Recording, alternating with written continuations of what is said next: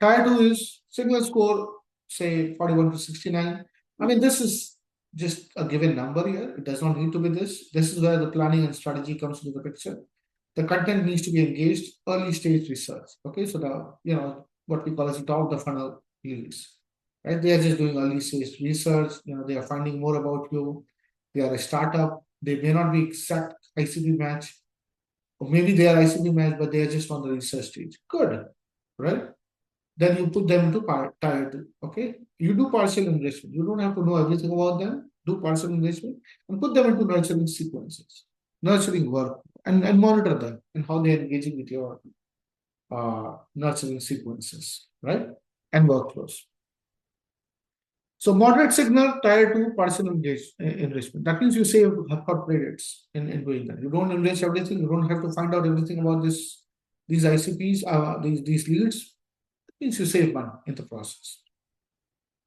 Then tier 3. Tier 3 is low signal score. There's not much signal score going on. No ICP match. It's not matching the ICP. Single page visit, not much going on. So no investment. Don't spend money and credit on these. Right? So no AI spend, no credit spend, no SDR assignment. So do not assign it to SDR, assign it to sequences and workflows. Okay, and keep the engagement, what do you say, low in many ways, right? Okay. Low signal, tier 3, no spend. Do not spend a lot of money on this. Okay, so by this account, I've already demonstrated on how you can define 3 different tiers. Okay, and then work on this tier, and then based on the tier defined, it will also have a process on whether it's going to be assigned to AE and SDRs or BDRs, how they're going to engage with them. Is there going to be personal level outreach which is going to happen? All of that process needs to be done in the back end. All right. So this is the tier assignment workflow. Signal score calculated, evaluate the ICP match, assign the credit usage tier. Okay, so we talked about this framework in our previous webinars, and then trigger tier specific workflow. Okay, so you create tier specific workflow, right? And also check the credit usage belonging to that particular tier. Okay, so there needs to be different workflow, and there is the credit governance that needs to happen in terms of whether you are allowed to use the credit or not. And I talked about the credit governance in one of the previous webinars. You can go and check that out. The tier assignment workflow is signal score, ICP check, tier assignment. Okay, this is how the workflow is going to be working. Signal score, ICP check, then assign the tier. And then based on the assignment of tier, the next set of actions will start. Okay, for example, contact enrichment, company enrichment, assigning to the SDR, follow up process, and like so on. Enrichment logic by tier. Okay, this is a typical enrichment logic by type. Okay, what do we enrich? Once we are sure that okay, fine, these contacts and companies belong to tier 1, 2, and 3, then the next obvious question that will come from your end will be, hey, what do I need to enrich? Very good question. And these are the typical ones. Okay, of course, it depends company to company, industry to industry. These are the typical ones. For tier 1, revenue, what is the revenue of the company, employee size, tech stack, decision makers, phone numbers they want to call, right? Or email address, validation, and more.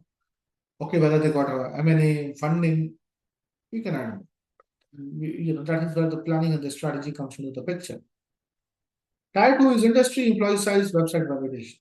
Okay, whether their website matches the kind of ICP that we want to do.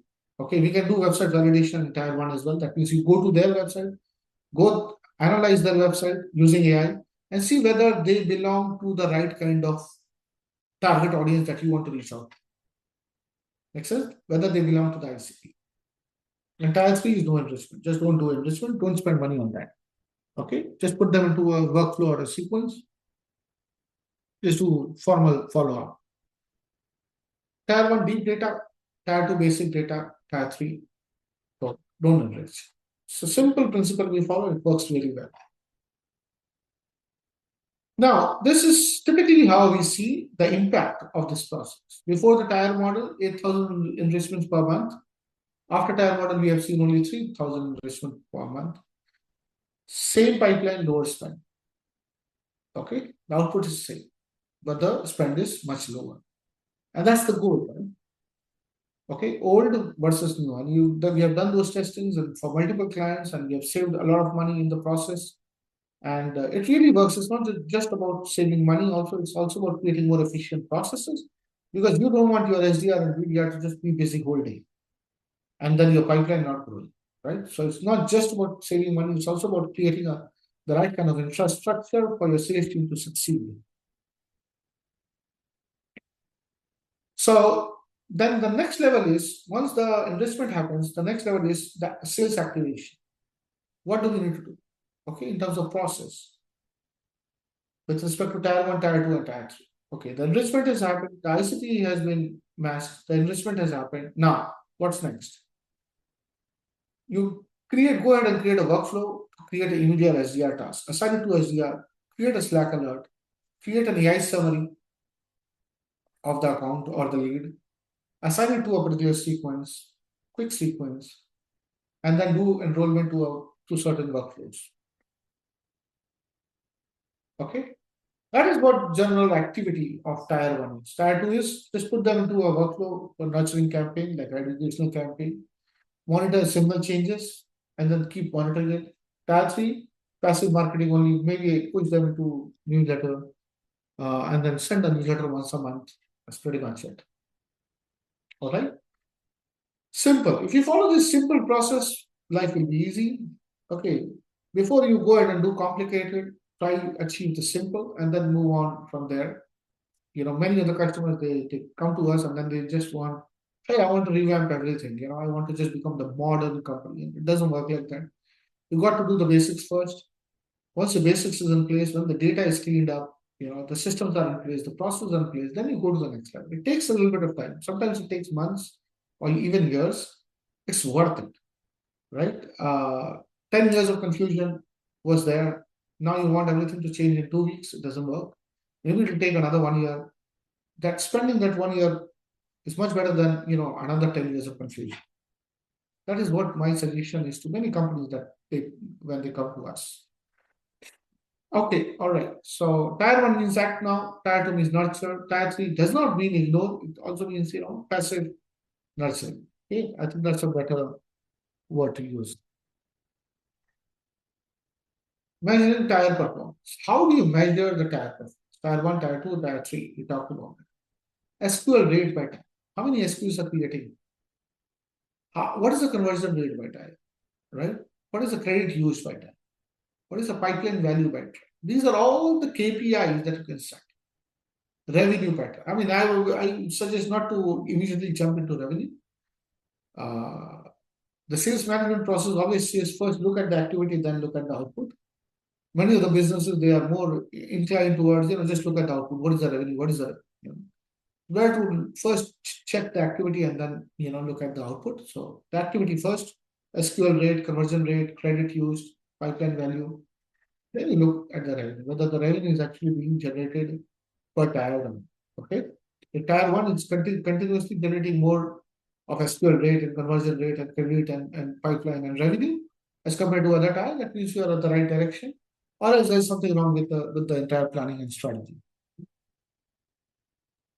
Okay, so this is how it should ideally look like. Tier one, 80% SQL, tier two, 6% SQL, tier three, 1% SQL. Now, these are the common mistakes typically at the time of planning comes in. Too many accounts in tier one. Okay, everything moves into tier one. That's a problem. Okay, no negative scoring. There needs to be negative scoring, right? Static tier logic. The logic is very static. So do this, do that, do this, do that. No, use some AI and use some intelligent logic there. It can be done. This is not a technical session. It can be certainly done. No monthly tier review. Tier review needs to be done on a monthly basis from the sales management point of view.